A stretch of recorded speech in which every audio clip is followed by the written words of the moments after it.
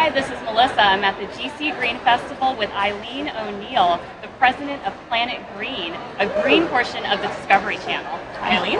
Hi. Good to see you. Thank you. So tell me, what is Planet Green? Well, Planet Green is actually several things. It's a multimedia offering because it starts with the Planet Green Network, which is solely dedicated 24 hours network about greenness, green living, environmentalism. But it's also a website, planetgreen.com, and we recently acquired treehugger.com. So these three big platforms work together to deliver to really passionate people and people getting ignited about greenness content that makes sense for them. So what kind of programming will you have on Planet Green? A lot of programming across different categories. We found that as people get excited about green or they are immersed in greenness, they tend to be thinking about themselves within their home, first and foremost. So we'll have a lot of food programming and home improvement, design, renovation. There's so much to learn in that category. And we've attracted, I think, some really good talent to help convey that. And then, of course, auto is important because that's like a big area as people think about green. And then the whole coolness of science and innovation that is really driving some of the new products and new innovations in the green space. So it's really a gamut that appeals to both men and women. And I understand from talking with Graham with Treehugger that you're really going to focus a lot on action steps for people too. There's the education and then you do something about it. Exactly. Well, we've said there are the 3 E's, or 4, if you can count environmentalism, entertainment, because you got to break through, and especially with television, people do want to be entertained. But then we want to educate and enable them, and particularly his website and then the Planet Green website will really enable people that have been either inspired through the entertainment or education so that they can go local or they can buy or they can seek friends or resources all through the website. So it is a holistic approach to the media.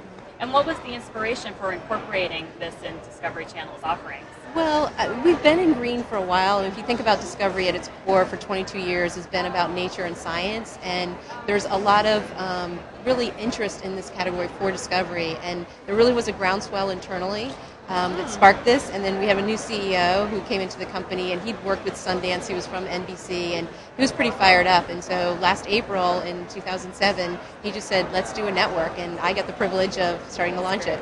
Wonderful. And kind of behind the scenes, what is Discovery doing to green itself?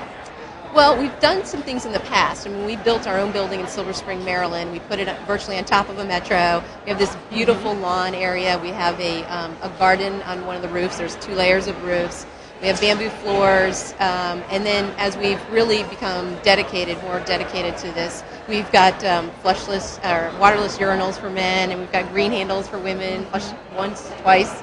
And we've got a really great communication system through the company for employees to get activated and motivated. There are contests for making certain people not only recycle but turn off computers, and because there's been this sense of like, well, do I turn it off? Does it take more energy to power it up? But really, turn it off is the message. So really within our property itself, there's a lot going on, from light sensors being installed so that we don't have lights just blazing in garages and things all the time, but from a safety perspective, they're activated when necessary. So yeah, there's a lot of real effort being put in on the corporate side. And personally, what green steps have you been taking in your life? Well, I certainly have done like the organic dry cleaners and organic food. There's a lot of sponsors here that I'm friendly with.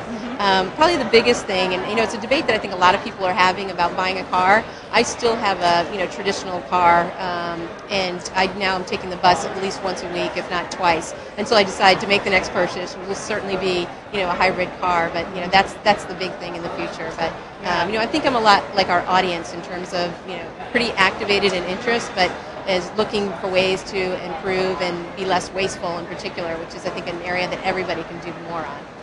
And here at the Green Festivals, where there's so much great information about how you can take those steps, what's the experience like for you?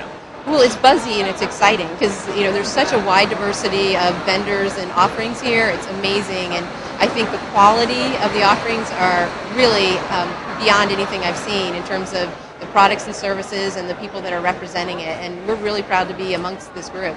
Great. And when does Planet Green start its programming? Has it started already? The programming hasn't started on the 24-hour service. It'll be in the early part of 2008. Okay. Right now, our home network, Discovery Home, which is a current Discovery network, has a Monday night lineup of very specific green programming, and it will be that entire network that goes green in the early part of 2008. But the networks are up and running, and we'll start to tease some of the content coming up.